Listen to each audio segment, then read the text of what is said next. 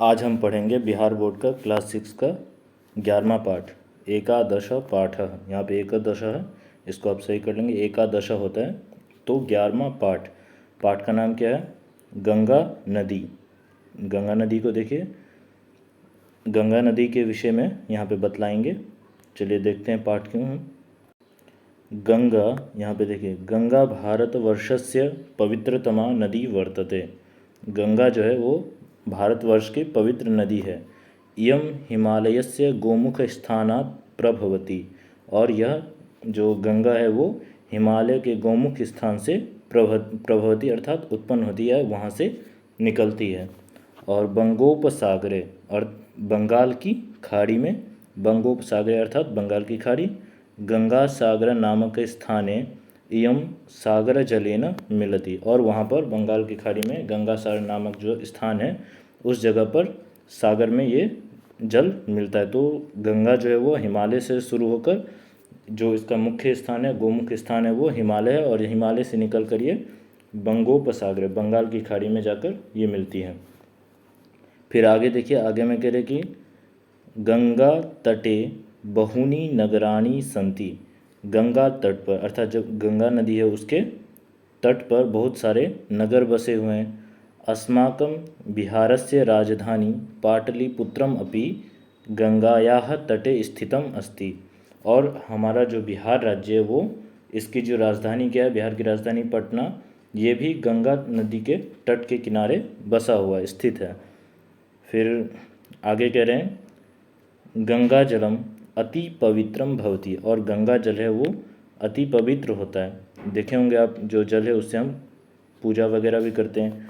फिर है अस्याह जलेन धार्मिकम कार्यम भवति, और इसके जल से क्या करते हैं हम, धार्मिक कार्य भी करते हैं। हिंदू धर्मावलंबिनां सर्वेषु शुभ कार्येषु गंगा जलस्य आवश्यकता भवति। कह रहे हैं कि हिंदू धर्म जो है उसमें जब भी कोई विशेष त्यौहार आता है, उत्सव आता है, तो सभी शुभ कार्यों में गंगा जल की आवश्यकता होती है। तो हिंदू धर्म में ये विशेष प्रकार से प्रचलित है, इसमें आपको बहुत सारे प्रयोग मिलते हैं गंगा जल का। फिर आगे में देखिए, आगे कह रहे हैं कि गंगायाम अनेकाह नद्यः मिलन्ति, और गंगा जो नदी है उसमें अनेक सारे छोटे छोटे नदियाँ आके मिलती है, क्योंकि जो गंगा नदी है वो बहुत बड़ी नदी है। तो जितने भी छोटे छोटे आसपास की नदियाँ होती है वो सारे आके गंगा में मिलती हैं। तासु, और उसमें यमुना सरयू गंडकी कौशिकी प्रभृतयः सन्ति, और उसमें जो मिलने वाले जो प्रमुख जो नदी है वो कौन है, यमुना है, सरयू है, गंडकी है, कौशिकी है। ये जितने भी प्रसिद्ध जो नदियाँ ये सभी गंगा में आकर मिलती हैं। फिर उसके बाद है गंगायाः तटे है, यहाँ पे गंगायाः तटे हरिद्वार प्रयाग काशी प्रभृतीनि प्रसिद्ध तीर्थ स्थानानि सन्ति। गंगा तट, और जो गंगा जो है उसके तट पर क्या है, तो कह रहे कि प्रसिद्ध प्रसिद्ध कौन से, हरिद्वार, प्रयागराज, काशी। हरिद्वार हो गया, प्रयाग, काशी ये आपको बनारस में हो गया, उत्तर प्रदेश में। ये प्रसिद्ध जो स्थल हैं, बहुत प्रसिद्ध माने गए हैं, ये भी गंगा के तट के किनारे ही बसे हुए हैं। तो इसको आप अगर कभी भ्रमण का अवसर मिले तो आप ज़रूर जाइएगा, वहाँ देखिएगा किस प्रकार से वहाँ पर है। फिर आगे देखिए, गंगा जलेन कृषि भूमेः सेचनम भवति, और गंगा जल से कृषि भूमि और जितने भी किसान हैं वो क्या अपने भूमि सेचन भी करते हैं। आसपास में गंगा नदी के तट के आसपास में जितने भी खेत वगैरह होते हैं उसमें ये पानी जो है वो सेचन के रूप में भी प्रयोग करते हैं। फिर कह रहे कि अधुना जनाः गंगा जलम प्रदूषितम कुर्वन्ति, अभी जो लोग हैं वो गंगा जल को प्रदूषित करते हैं। कहते हैं कि गंगा तटे स्थिता नाम, गंगा तट के जो स्थित जो नगरा नाम जो नगर हैं, सर्वाणी मल जलानी, जितने भी मल हैं, कूड़े करकट हैं, उन सभी को गंगायाम पातयन्ति, गंगा में गिरा देते हैं।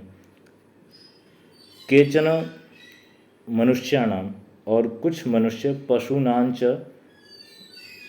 मृत शरीराणि नद्याम प्रवाहयन्ति, और कुछ जो मनुष्य वो क्या करते हैं, जो मरे हुए पशु हैं, जो मृत पशु हैं, मृत शरीर हैं, उन सभी को नदी में प्रवाह कर देते हैं, बहा देते हैं। इदम न साधु कार्यमस्ति, और ये जो कार्य ये उचित नहीं है। नदी जले, नदी जल में मलानाम क्षेपणम वैज्ञानिक विचारेण धार्मिक विचारेण च न शोभनम।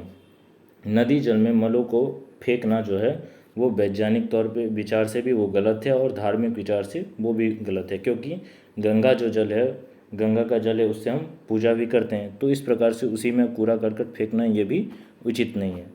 चलिए फिर आगे देखते हैं, सभी का अर्थ देख लिए। आगे में शब्दार्थ दिया हुआ है।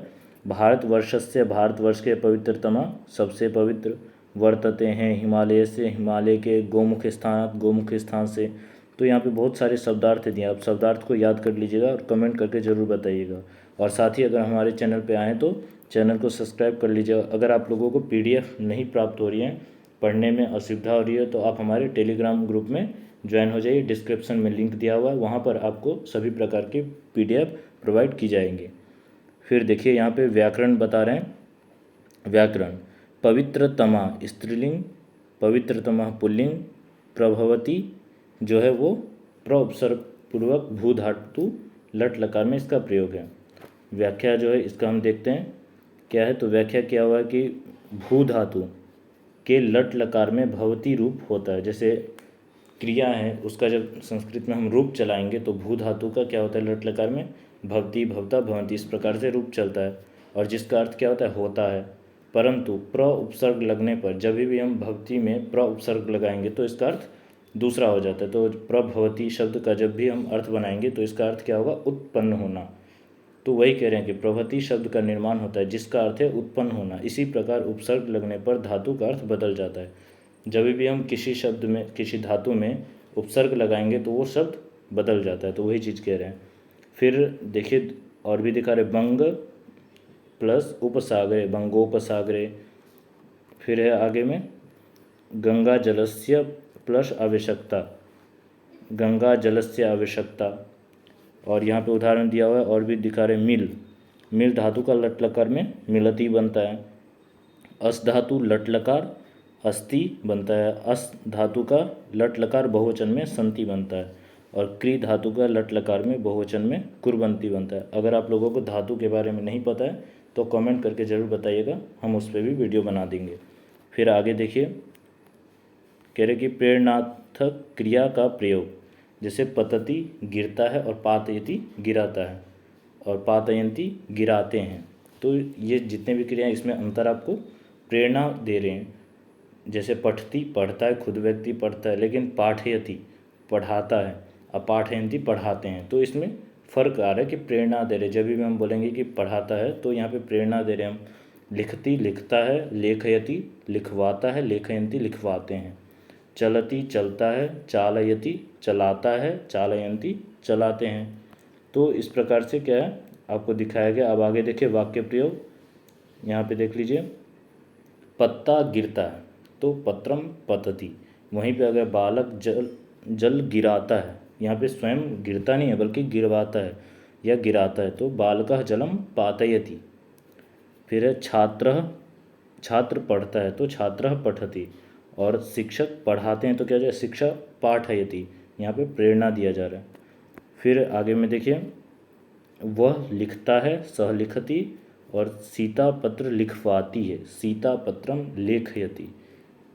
फिर अगला में जो वाक्य दिया है उसको देखिए, हाथी चलता है, इसका क्या हो जाएगा, गजः चलति। और वह साइकिल चलाता है, सह द्विचक्रिकां चालयति।